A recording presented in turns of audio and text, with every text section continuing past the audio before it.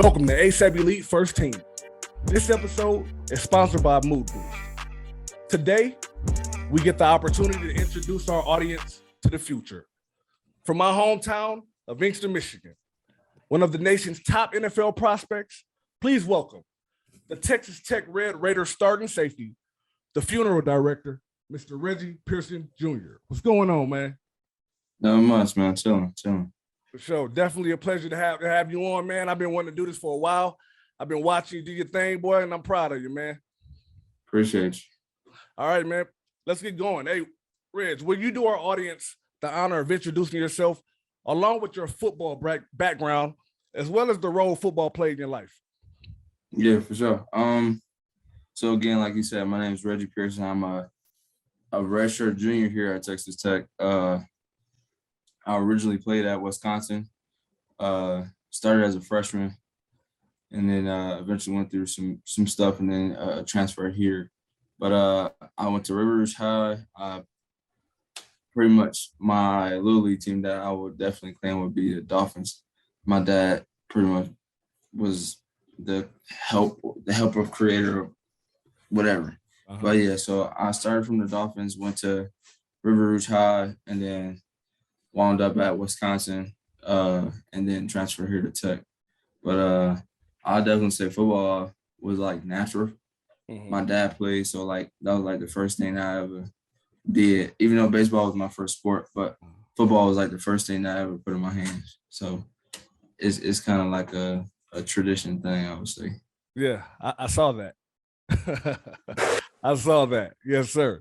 Hey, man, coming out of River Rouge, beginning your college career at Wisconsin, before we go any further, as a diehard Michigan Wolverine fan, I want you to take us through the hit that put the nation on alert. Tell us about that. Hey, go blue. You see my helmet back there. And it's cool though. Hey, I think we got it up there too, Reg. I think it's playing back there. Yeah, for sure. So my true freshman year, that was the first and only game I played because my true freshman year I was hurt majority of the season. Mm-hmm. But it was kind of crazy because my first collegiate game was in a Michigan Stadium at home. So it was kind of crazy to be able to experience it from the other side and not play for Michigan, play for somebody else. But that game I played maybe 2 quarters and like maybe 5 minutes of the third quarter. Uh-huh. And I had like 5 tackles, 2 tackles for loss, and a forced fumble that game. Mm-hmm. And I feel like that was like the beginning of my career. Yeah. Ask Mr. McCaffrey. Go ahead, Al. Yeah. and then the following year we played him again at Wisconsin, and that ended up happening where he tried to jump or whatever, and then like seeing me midair and wanted to slide, and it was just a bad little bang play. Hey man, I've seen a few tackles like that. That one, the Deviant Clownies, just so happened it's all against us, but we ain't gonna go there. You know what I'm saying? But man. Well, Reggie, tell me this, Reg. Coming from Detroit, being up north and going down south to Texas, did you see a different brand of ball, or how was that adjustment for you? Going, leaving home, you went to that cold, you're going from the cold to the heat, down in Texas. Was that a big transition for you, or wasn't that No, to me, football is football, but at the same time, it do come with like that change of like the temperature change, the spacing, the speed and stuff like that. And like, yeah, it's like, it's fast people up north, but like down here it's more consistent speed. Like it's like more than 5-6 players on your team that can roll. Yeah. It's probably like 20 of us. Like I have like all skill players can run down here. And then like from playing from Big 10 to now Big 12 is more like the space is different. Mm-hmm. The like up there is more of everything's compact. There's a lot of 12, 20, 21 personnel stuff. Mm-hmm. And then like now here is more of like spread. Yeah. And then even when they do want to run the ball in 12 or 11, whatever the case is, mm-hmm. it's out of shotgun or it's out of pistol or it's like it's mainly like all gun stuff, but I would say it's more of space would be the difference, not much of the temperature. Even though when it does get cold down here, like they can't like control like themselves, like they don't know how to play in the cold, and I'm used to it. So it's kind of like while they over there grabbing their hamstrings and stuff, I'm warm. I ain't got no clothes on. There you go, huh? Yeah. Oh boy. But tell me this. Obviously, you're known as a hitter. A lot of people look at you as that guy that's gonna bring the hat and all that, and what have you. But how do you like playing? Do you like playing close to the line of scrimmage? You like playing deep as a safety? Because on the next level, it could be either or. Defenses are different.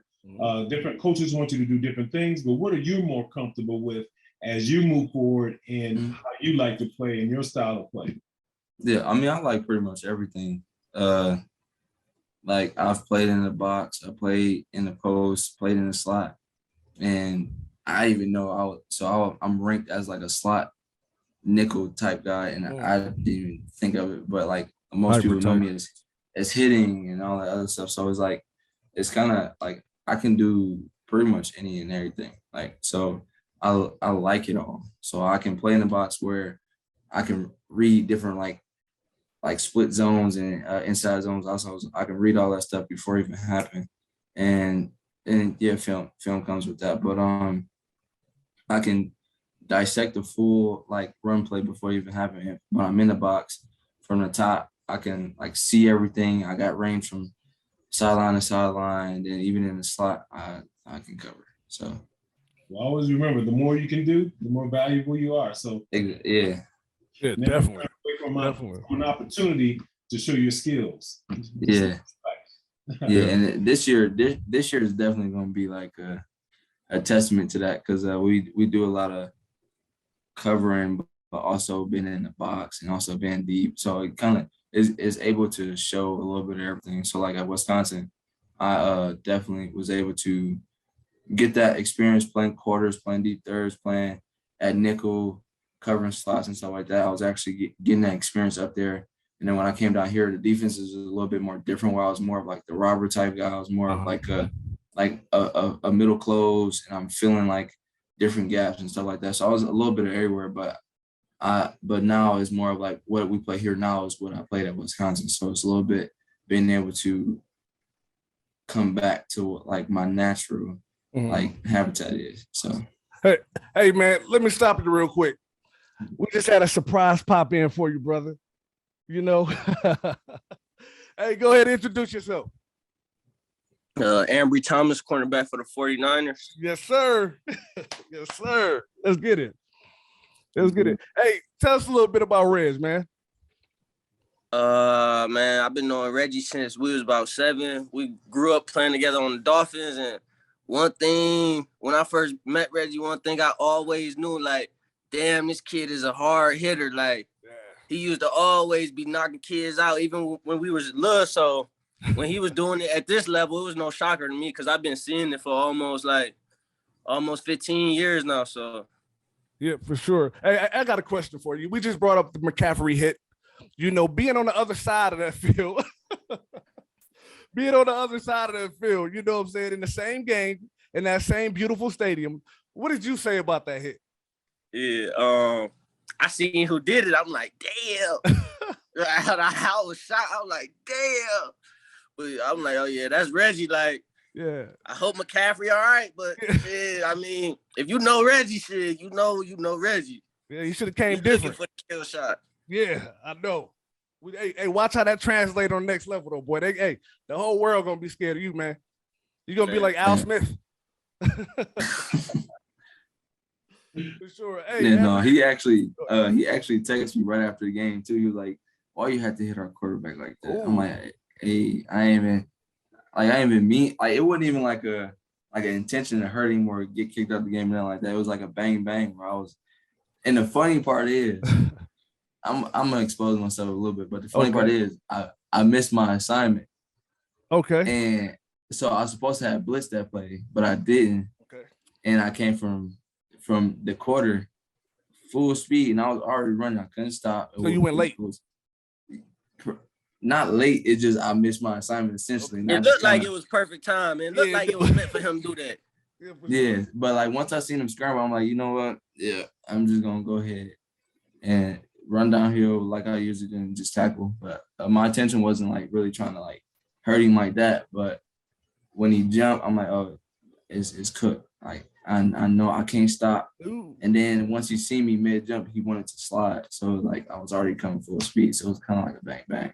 It was beautiful. Hey, just imagine how we felt from Inkster and that whole Detroit metropolitan area. We were like torn, you know what I'm saying? Because we were watching the Wolverines. And then this happened, but it's you. So it's like, you know.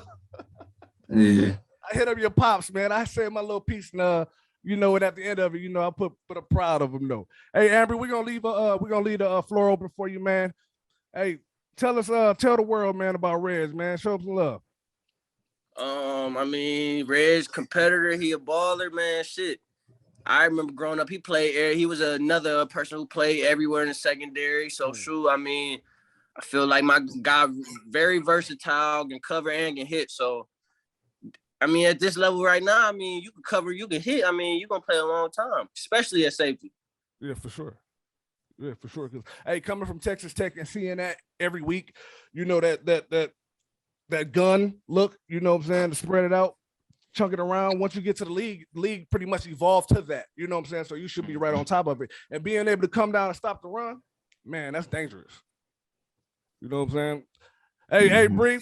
Hey, thank you for popping in, man.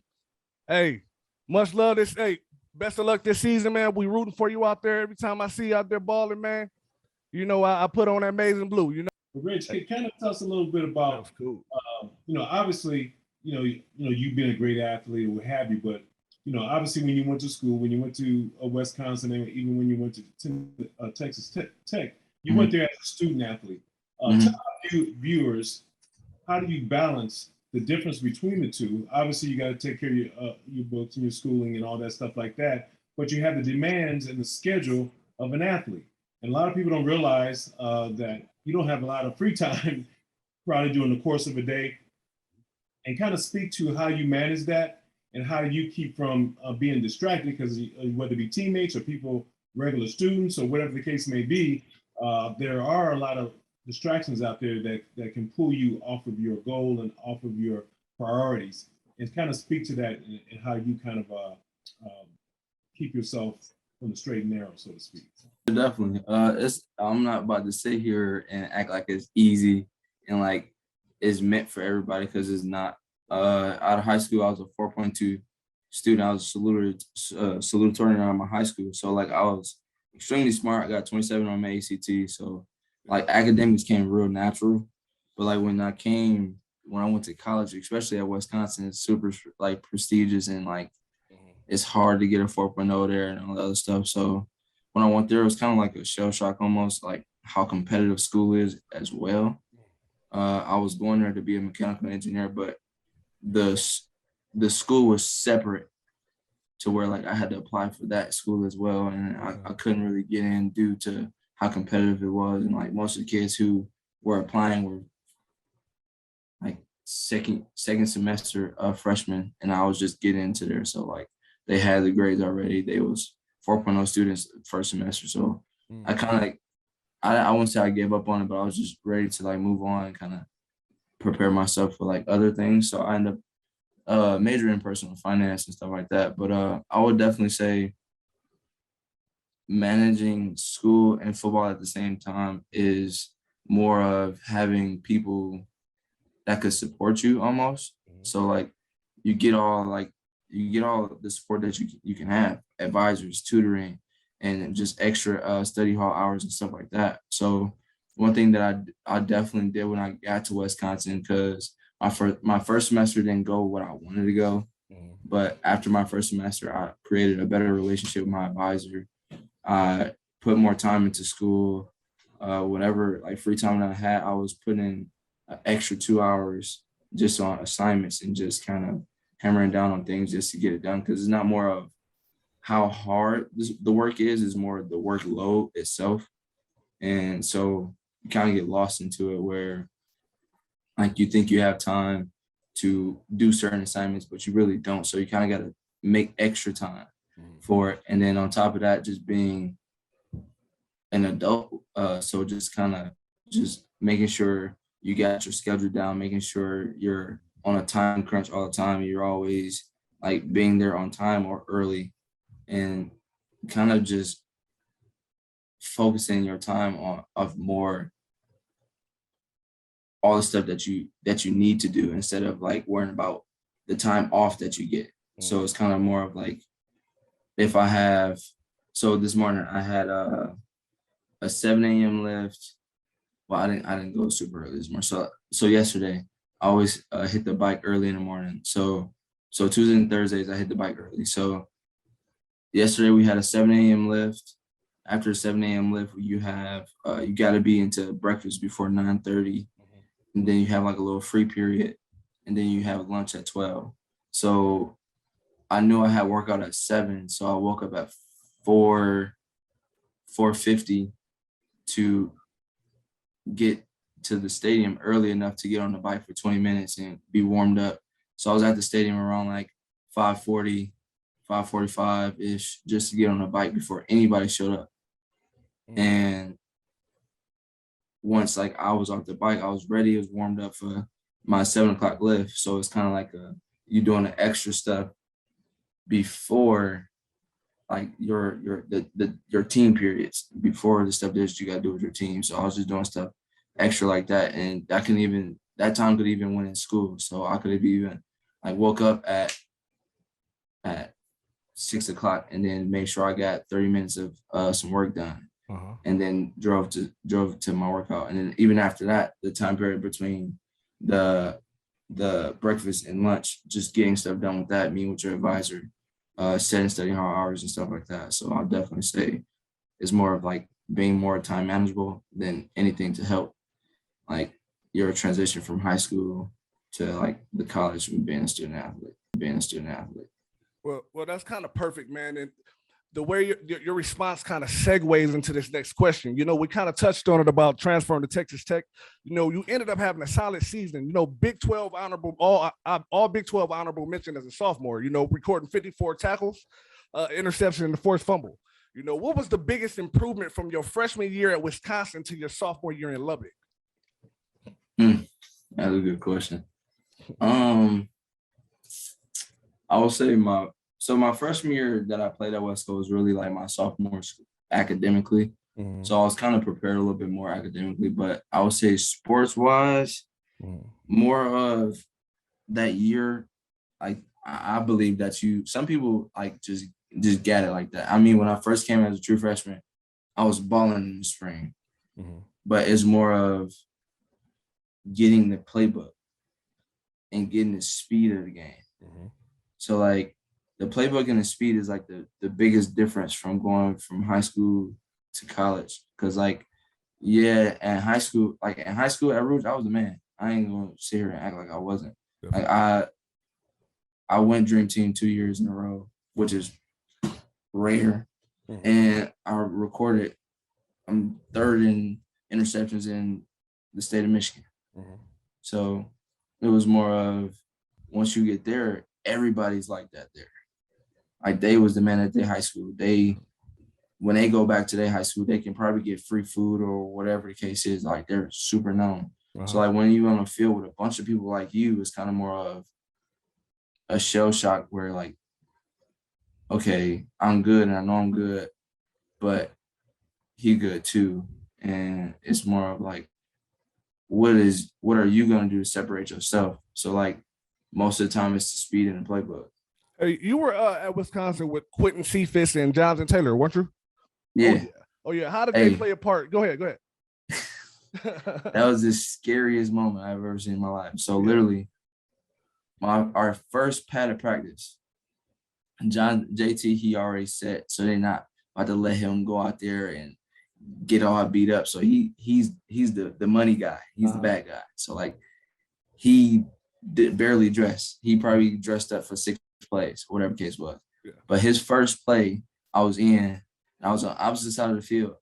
They ran a boundary stretch away from me, and like he get the ball. I can see him for like a second, and the next you know, like he just bursts out like this pile of people, and he's flying. I'm like, oh my God.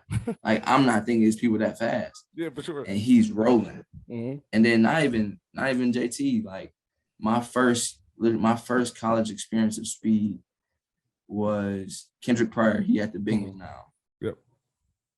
This man, we doing like a punt return drill, and we supposed to contain him. So I'm the contain man, whatever. He catches it and outruns my contain. Oh. So I'm confused. Yeah, you said he outran the angle. You said I'm running, and I'm like, oh, I'm on a perfect angle. I'm like, oh, bet, I'm good. I got time. I'm smooth. Okay. And like he literally runs past me, chuck up the deuce, and keep running. I'm like, bro, this is different. Yeah. So then after that, I kind of just took it a little bit more serious, and then also not like you go there and like you see how big all of them are. Like especially at West Coast, like they O-line is crazy. Like I got there, I ain't never seen people 6'9" before. Yeah, like 12 of them. Yeah. That was the first time I ever seen a 6'9", 300-pound dude. I'm like, bro, there you go. My dad, the biggest person I ever been around. My dad's 62. Yeah, like so. Once I seen it, I'm like, they made my dad look small. This is crazy. For sure. So yeah, no, I definitely say it's the speed, but also the playbook too. Because in high school, the plays are pretty generic and pretty normal. Yeah. But here is more of you get like I think like here we have like 100 plays in, and then every play probably have like 6 different checks. So and then go off of formation. So like when the formation changed, everything changed. Yeah. You got to call different calls. So like it's the communication and knowing what you got to call to make it all work. So that's definitely like, that was crazy. But like now, I would say it was harder at Wisconsin. And then when I came here, it was super easy in the defense that we were in. But now I'm back in the defense that I played at West Coast. So it's kind of like, all right, but I got to get back into it. I got to kind of understand it again, get a little bit more into depth. Because I already know the defense is more like now I got to take the extra step of like, how well do I know the defense? Like, how well do I know what the linebacker got to read, what the DN, his set read and all that. So it's more to it now. And kind of like you said, the transition from my freshman year to my sophomore year is just more knowledge. It's more of being a little bit more advanced than what I was then and kind of keep climbing in the playbook. Hey, Reg, if you ever, need help to understand what a linebacker is seeing, if you look right there, that's a 12-year all-pro linebacker. You can always reach out to Al Smith, the first team. You know what I'm saying? For sure. You have some, Al? Yeah, I was going to ask Reggie, obviously going through all this and, you're an intelligent guy, going through, the different schools and program and being in big time football and all that stuff like that. But have you identified someone like, do you have a mentor? Do you have someone that you look up to? Do you have someone that has helped you stay on the straight and narrow, not let you get off track along this path outside of mom and dad or immediate family? Have you identified someone like that, or is that still a work in progress? Yeah, definitely. I go straight to the source. So my DB coach pushes me. Like if I miss an assignment in class, he'll call me. And like even when I was home not too long ago, and he didn't like one of my grades in one of my classes, so he called me, and I'm out with my parents. Like we had like a loud little venue or whatever the case is, and he was like, "That ain't cool. That ain't you. Like I just want just know like when you get back, we're gonna talk, and then just make sure you fix it." So I definitely say my DB coach here is like my father figure away from home. What's his name? Oh, Marcel Yates. He was the DB coach at Oregon, and now he here. But he definitely pushed me, like even from technique wise to. He's the reason why I kind of like I'm convinced and I'm kind of like pushing to move like my football knowledge another notch up. Because at first I'm okay just knowing the defense. Like I know the defense, like I know what call to call, I know, but now it's more of like he helps me with breaking down different concepts. Like when I see one receiver run this route, expect this. Or if I watch the quarterback read his first, like being able to dissect the quarterback's reads in the game.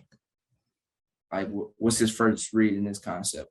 What is he doing like before the snap event, like start? Even from like when they run the ball, like recognizing split zones and recognizing what guards pulling and recognizing like if it's screen. And so he kind of just, he puts more on my plate because he expect more from me and he know I can do it. Just know that the mental part of the game is going to be the part that takes you to the next level.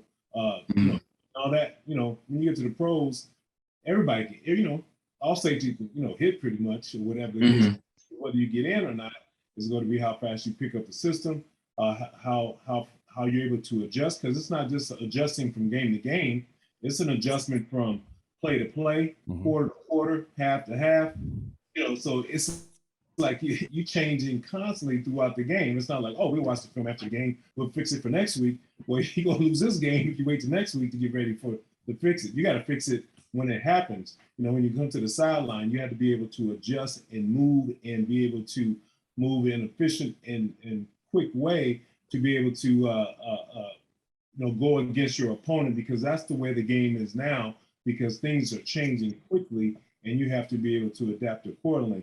And just know that you have a great coach and that's helping you with those type of things, but just know, embrace that, don't fight that, because quick change is what you're going to have to do later on, because you rather get it now as opposed to you get to a team on the next level. It's like, whoa, you know, you kind of get lost in the shuffle if you can't keep up. So just know that, and just be able to continue to, you know, grow in that way, and be able to, you know, adjust during the course of the game, and you know, play to play, half to half, quarter to quarter, all those type of things is how the game is really moved and evolved in that. If you want to win games, which every team does, you got to be able to have players that can do that, and that's what they're looking for. Hey, now entering this junior season, and arguably the best safety in the country, you know, what should we expect from Reggie Pearson this season?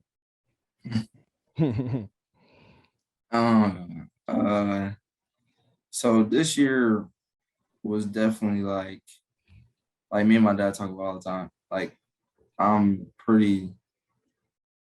confident, and I damn near know like I should be up for the Jim Thorpe this year, 100%. Yes, sir. 100%. Like my dad gave me a number. What is it? I think it's like, what is that number? It's 70. I think it's 705 or 707. And the number is like, it's 70 tackles, 7 interceptions, or 70 tackles and 5 interceptions. So it's kind of more of, I'm getting that number like installed to where like is creating another hunger, is creating like another focus. So when I get in the game, I know what I got to do. I know like what I got to attack. I know what my standards is. I know when I get in there, I know what I got to go fight for. So it's kind of the constant motivation to grasp these numbers. And even I remember my freshman year at Wisconsin, I didn't get no interceptions there, but I know before every game I get a text, get this many tackles, this many forced fumbles, this many interceptions every week. And every time I didn't meet that goal, it made me hungry for the next game. That's right. So I remember we played Michigan. I think I had 6 tackles and 2 forced fumbles. They didn't count the Christian McCaffrey one, but it was 2 forced fumbles or whatever the case was. Yeah. And I know the text before that was like 10 tackles, 2 forced fumbles, and an interception. So we end up, I got set out the first half of the Northwestern game. Oh, yeah. And then and I'm on the bike. I got a video of it too. It's funny. I'm on the bike and like I'm recording myself like, all right, like I'm hyping myself up. You got to get ready. Boom. So halftime hit, they come in. I'm telling them good job because they held them scoreless for the first half. I'm like, all right, cool. We good. About to go in the second half and about to dominate. So me and the other safety, we just in there walking around pacing. So we go out. I'm hyped. First series go out. Normal, casual, get a 3 and out. Cool, they punt the ball. I say towards like the end of the second drive, I was in the post. It was in doubles, and it was like I think they ran like a snag concept. Okay. So the slot was running slant, and then the one was running like a snag route. So I knew as soon as the slot broke, I'm like, they're not throwing him the ball. He's too close. And then I see the one coming from the snag. I took off straight out the post. I'm probably like 15 yards deep. I'm far. And like before he even threw the ball, I'm rolling. He throw it. I'm like, this is to the crib immediately. Okay. Like I feel it. Like I see the ball coming. He don't see I'm running towards him. I'm hauling. Man, that was probably like one of the interceptions that I felt would have like actually blew me up to a different standard. Yeah. I dropped it and I was so hurt. And I got literally, it's funny. I got the pictures right here. And like it's me jumping because I was hot. Man, and then that happened. So I knew after that, it just made me more hungry. So I'm still fighting for interceptions. Every time I see a tip ball, I'm jumping for it. Or I'm looking for the ball the whole time. So I'll definitely say it's more this year, I'm coming out with 70 tackles and 5 interceptions with 4 forced fumbles. My man. Yeah. Hey, this is the athletes.tv final question of the show, and with the transfer portal being at an all-time high with student athletes across collegiate sports, what advice would you give those peers who may be traveling that same road in the near future that you took? Set yourself up. That's it. Just set yourself up for the best opportunity you got. Like with me, my situation was a little bit funky where I'm talking to LSU, I'm talking to Mississippi State, I'm talking to all these top Power 5 schools in the country. But in my case, they just didn't want to take a chance on me because of what I was going through or whatever. So I ended up getting like FCS offers. I got Missouri State first, and then I got South Dakota. And one of my old teammates that transferred out of Iowa to South Dakota was there already. So he was pushing me to go there or whatever. So I was asking questions, kind of saying how it was and getting the experience from afar. And then so I committed to South Dakota because I really wanted to play. I sat down a year and a half. A lot of people don't even, that's crazy. A lot of people don't know I sat down for a year and a half. Yeah. And I committed to South Dakota, and literally 3 days after I committed to South Dakota, Texas Tech called me. Yep. And he was like, I don't want to get your hopes up like all these other schools are. I'll call you in a month. So, oh, okay. Like, yeah, sure. That's cool. I didn't think nothing of it, and I kind of like left it alone. I was kind of preparing myself to like be disappointed or whatever the case was. So I ended up getting a call the next month and ended up getting an offer.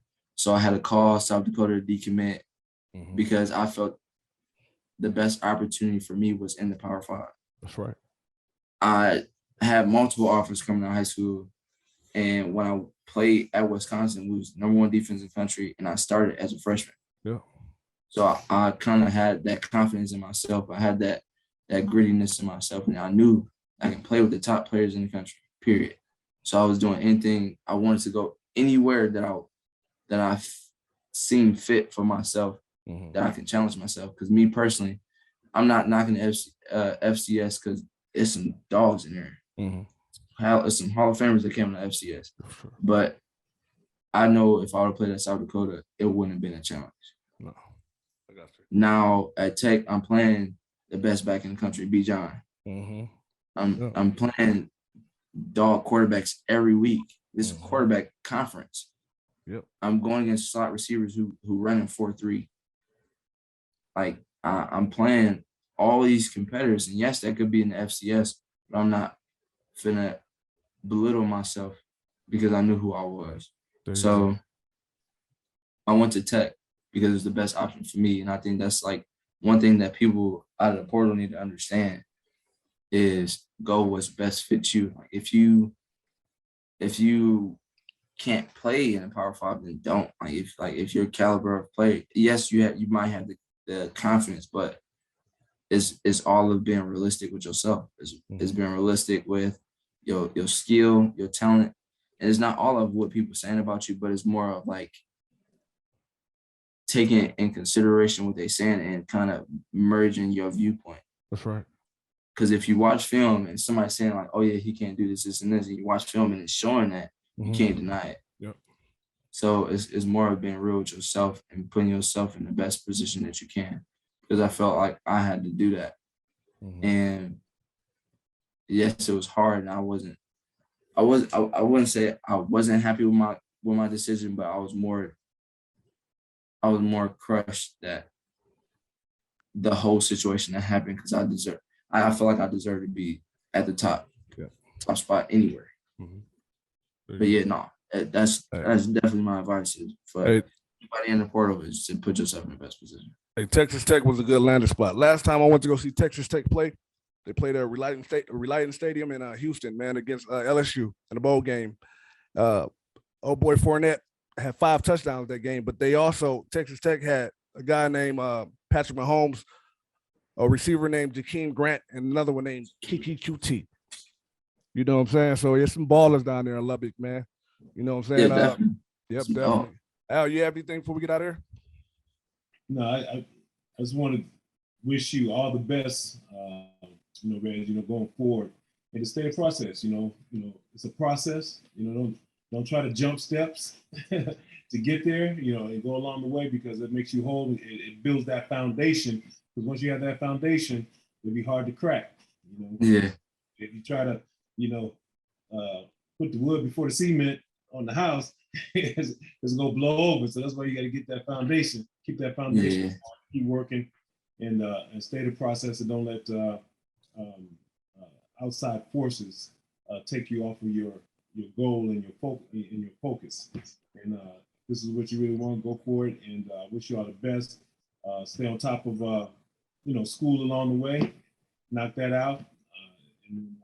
There's no law. There's no requirement that says that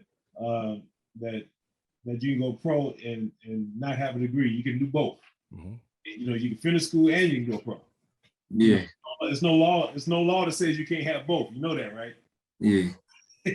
So you can have both, and you're right there, and you have the extra year and everything like that. So if it's in sight, get that. You got 2 in the hand, and then you're off and running. Appreciate that. Hey, for our ASAP Elite first team family, get used to hearing the name for the next decade or so. Reggie Pearson Jr. Thank you, brother. We out. Hey. Appreciate y'all.